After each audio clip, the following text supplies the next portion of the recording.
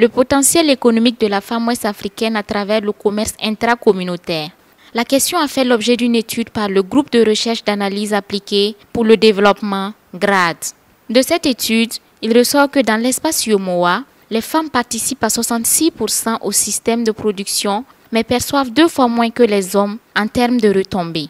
Seulement 2% d'entre elles ont recours à la justice pour réclamer leurs droits et 1% disposent d'un titre foncier. Cette précarité oblige certaines femmes à mener des activités économiques dites de survie. Pour changer cette tendance, le genre devrait être pris en compte dans les structures macroéconomiques selon le rapport. La promotion du commerce intracommunautaire au niveau de l'UEMOA permet notamment d'accroître le taux de l'emploi féminin et surtout cela permet un transfert d'un certain nombre de femmes au niveau donc du secteur manufacturier.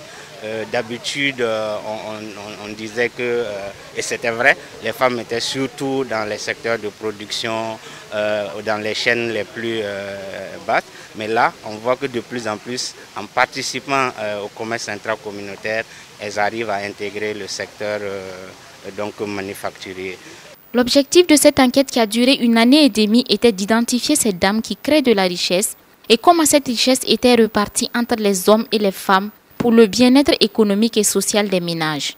Le commerce est-il aujourd'hui un vecteur qui permet d'autonomiser la femme? À cette question, les chercheurs ont abouti à des résultats positifs, mais la méconnaissance des textes qui encadrent ce secteur constitue un frein à l'émancipation économique des femmes.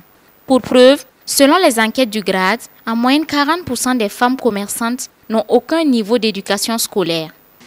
Il y a la méconnaissance des textes qui fait que la plupart des hommes et même la plupart des femmes, je voudrais dire, continuent de payer des taxes sur des produits qui sont normalement détaxés au niveau de la zone UEMOA du fait donc des accords entre les différents pays. Et ça, nous on range ça dans l'aspect de la méconnaissance des textes et un peu aussi du niveau d'éducation. Et comme nos textes, c'est généralement en français, vous comprenez que c'est difficile d'en comprendre le contenu et donc de pouvoir maximiser les gains et leur commerce.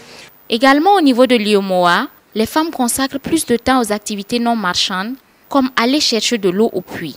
Et le travail non rémunéré en zone rurale représente 64% du PIB. Et pour créer de la richesse, il appartient aux États de mettre en place des structures génératrices de revenus. Au niveau du Burkina, l'État a entrepris un certain nombre de mesures comme l'octroi de 5000 métiers à tisser aux femmes et la mise en place de 10 fonds d'investissement pour financer leurs activités. Aujourd'hui, 53% des femmes sont dans l'informel.